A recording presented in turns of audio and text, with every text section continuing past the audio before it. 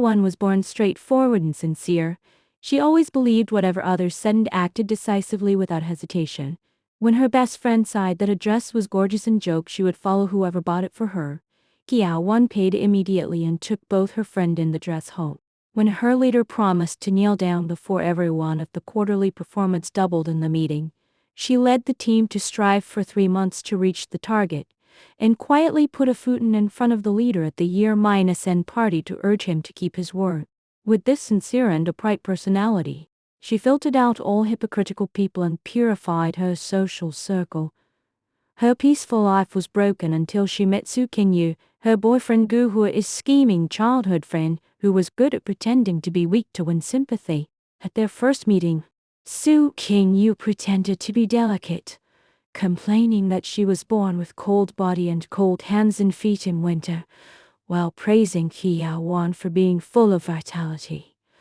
The simple-minded Kiawan failed to see through her hidden thoughts and directly took off Guhua's newly bought limited down jacket to wrap her warmly. In subsequent meetings, Su Qingyu repeatedly envied Guhua's thoughtfulness and hinted that she longed for such a considerate boyfriend. Without any suspicion, Kiawan actively posted a blind date notice on Moments, attaching Su Qingyu's refined photos and contact information, sincerely trying to find a reliable partner. For her, during a party, Su Qingyu leaned closely against Guhua in public, covered her chest and pretended to be sad, claiming that she was in low spirits and suffered from chest pain to win his tender care. Taking her words seriously, Kiawan did not realize it was just coquetry.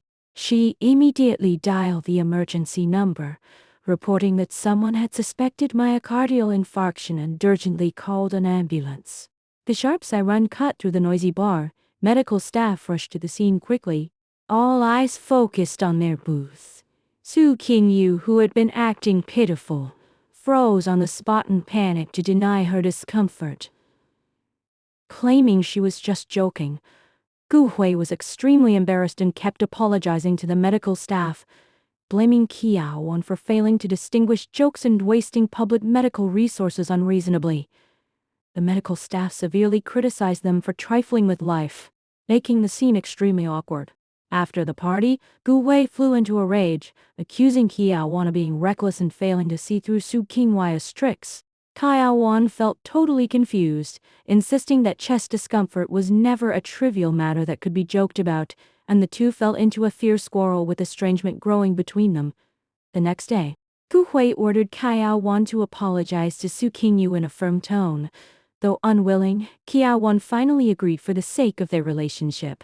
Kiawan visited Su Qingyu with a fruit basket.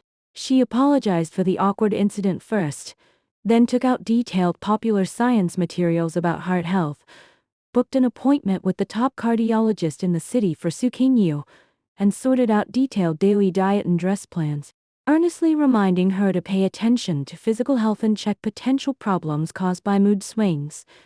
Terrified by the complete medical arrangement, Su Qingyu was at a loss. Guhua never expected Kiawan to be so earnest and could only persuade Su Qingyu to go for a physical examination. Having no choice, Su Qingyu went for a check-up, and the final result proved she was just suffering from emotional anxiety and in good health. She restrained herself from making trouble for quite a long time after this incident. Soon afterwards, Su Qingyu made trouble again. She posted sad articles on social media with quiet-style photos, saying she was depressed and wanted to go to a quiet temple to meditate and purify her soul. Winning comfort and sympathy from friends, Guhua also promised to accompany her as soon as he finished work. Taking her words seriously, Kiawan immediately signed Su Qingyu up for a 1-month in-depth meditation camp in a strictly disciplined suburban Buddhist temple. Bought all plain linen clothes meeting temple rules and sent them to her residence. The temple required believers to hand in mobile phones, get up early to recite scriptures, do heavy labor and abide by strict dietary rules. These arrangements completely broke Su Qingyu's pretentious sad disguise. She finally tore off her gentle mask and shouted angrily that Kiawan deliberately made things difficult for her on purpose. Gu Hui stood firmly by Su Qinghai's side, getting tired of Kaya Wan's earnest personality and decided to separate and calm down. Taking the chance, Su Qingyu continued to play the victim, hinting at suicidal thoughts to make Gu Hui worried. Faced with her moral kidnapping, Kaya Wan calmly took out her mobile phone and showed contacts who could help with remote settlement and identity concealment, saying she was willing to pay to help Su Qingyu start new life far away if she really wanted to leave. Frightened by this, Su Qingyu quickly changed her words and claimed she was just talking casually. A series of farces completely exhausted Gu Hui's patience. He thought Kaya Wan was paranoid and cold-hearted, and resolutely broke up with her thoroughly. Instead of sinking into sadness, Kaya Wan was comforted by her parents. They blamed Gu Hui for being indiscriminate and favoring scheming friends, supporting their daughter to cut off the wrong relationship in time. After a period of peace, thinking she had completely replaced Kaya Wan, Su Qingyu held a party to comfort the frustrated Gu Hui. She pretended to repent sincerely at the party, claiming she was willing to be punished to make up for mistakes. Her vivid emotional performance was fully recorded by a friend arranged by Kaya Wan. After watching the video, Kaya Wan noticed Su Qinghai's words of being willing to accept punishment. She contacted a retired provincial boxing champion and entrusted her to fulfill Su Qinghai's wish of being punished. The next day, the professional boxer stopped Su Qingyu downstairs and prepared to carry out gradual anti-strike training as she had said. The lively scene attracted many onlookers to take photos. Gu Hui rushed over in a panic and witnessed everything. Having no way to hide her true thoughts, Su Qingyu lost control and confessed publicly that she had loved Gu Hui for many years and targeted Kaya Wan on purpose to win his heart. Gu Hui finally saw through all her plots and schemes. The truth came out completely. Everyone knew Su Qinghai stricts a sowing discord, and she became the laughingstock of the social circle with no place to hide. Regretful, Gu Hui realized he had wronged the sincere Kaya Wan and sent countless apology messages to make up, yet never received any reply. At this time, Kaya Wan had already stepped into the public welfare industry with the recommendation of her father, taking charge of a charity foundation caring for autistic people and groups with communication disorders. Her straightforward personality became her greatest advantage in this job. She only needed to meet people's real demands sincerely instead of guessing implied meanings, gaining great achievements and finding her own life value. Isolated and ridiculed, Su Qingyu still refused to give up. She knew Gu Hui was severely allergic to nuts which could cause fatal shock, so she made a cake full of peanut crumbs, lying that it was made by Kaya Wan to reconcile with him. She planned to rescue Gu Hui in time, after his allergic attack, to win his favor and frame Kaya Wan for intentional injury.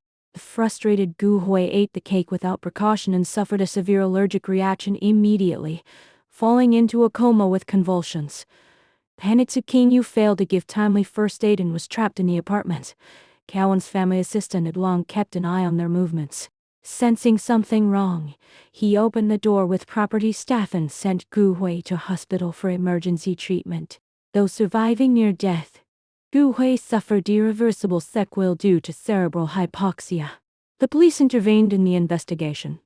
The search records of fatal nut allergy information in Su Qinghai's computer, together with Kaya Wan's sufficient alibi, completely exposed her vicious conspiracy. She was finally arrested on suspicion of attempted intentional homicide and paid a heavy price for her evil thoughts. Several months later, Kaya Wan hosted a grand charity dinner.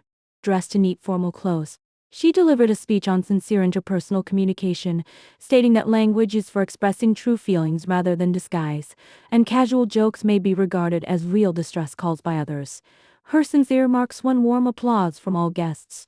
In the corner of the venue, the haggard and regretful Gu Hui watched the outstanding Kaya Wan silently, filled with endless remorse. He finally realized that he had lost not only a lover, but also a wholehearted and pure sincere heart. After the dinner, Kaya Wan left calmly accompanied by her parents, letting go of all past grievances. Her father told her that her sincere personality was also a powerful protective weapon, and her mother comforted her tenderly, With the company and protection of her family, she was bound to embrace a smooth and bright future, stick to her original heart and live freely as she liked.